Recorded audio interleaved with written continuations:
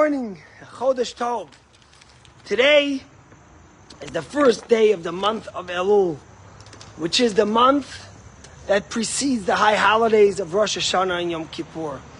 It's a special month because it's the month that we say in Jewish tradition that God is more accessible than ever. The king is in the field.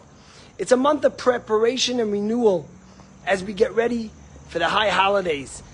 And the shofar is that cry from the depth of the heart of the Jew, saying, we want to renew. We want to start over. Yes, the year wasn't perfect. And yes, there's so many things I could learn and be better at.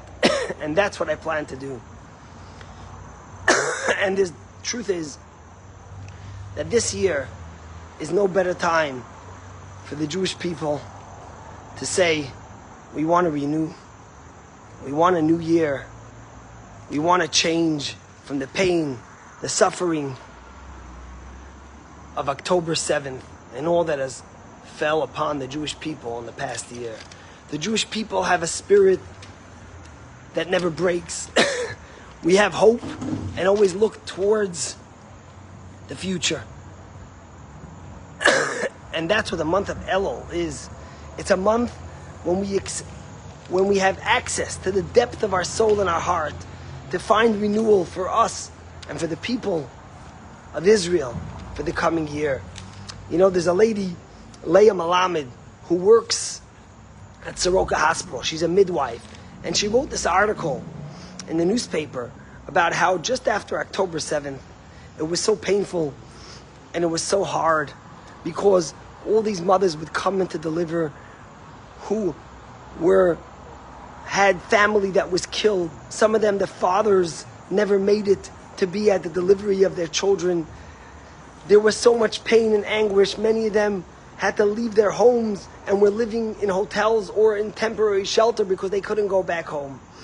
But she says now it's 11 months after October 7th, and it's a different situation. Now there's a baby boom.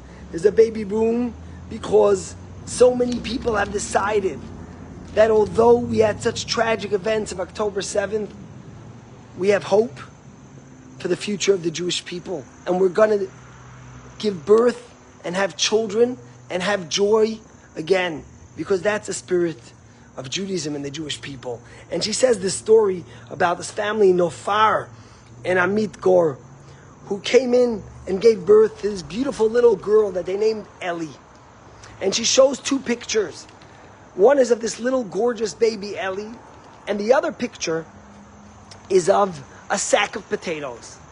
And she says how this father, Nofar, came in with a sack of potatoes to give her a gift. And he says, I am from Nir Oz, Kfar Nir Oz, right on the Gaza border. And I'm a farmer. And this is the first crop that we're planting and having since October 7th. And I'm bringing you a gift, this sack of potatoes, which is a message of the spirit of us in Kfar Nir Oz, to plant again, to grow again, to have hope again. And she has these two pictures of this little baby Ellie and this sack of potatoes that came from Kfar Nir Oz. This is the indomitable spirit of the Jewish people. This is what the month of Elul is. A month of hope, a month of rejuvenation, and a month of returning.